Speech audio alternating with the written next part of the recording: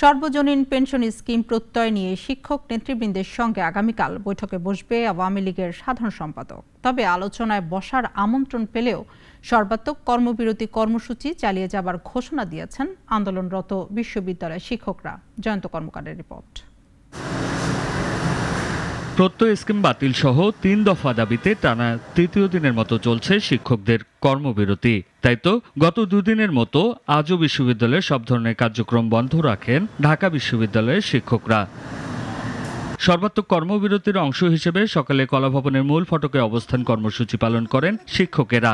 এ সময় সুপার গ্রেডে বিশ্ববিদ্যালয়ের শিক্ষকদের অন্তর্ভুক্তি এবং শিক্ষকদের জন্য স্বতন্ত্র বেতন স্কেল প্রবর্তনের দাবিও জানানো হয়।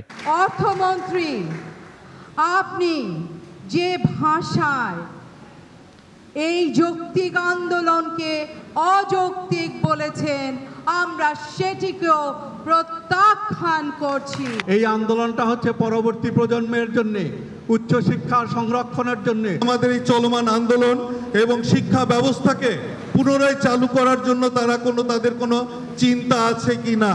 ঢাকা বিশ্ববিদ্যালয় সহ বিশ্ববিদ্যালয়ের স্বায়ত্ত শাসনকে খর্ব করে সংক্ষিপ্ত করার কোনো প্রচেষ্টা আগামীতে নেবে না।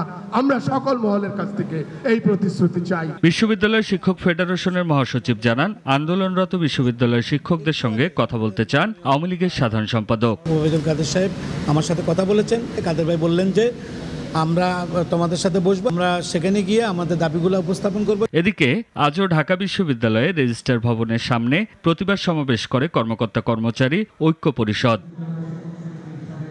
অভিন্ন দাবিতে সারা দেশের মোট ৩৫টি পাবলিক বিশ্ববিদ্যালয়ে চলছে শিক্ষকদের অনির্দিষ্টকালের এই কর্মবিরতি।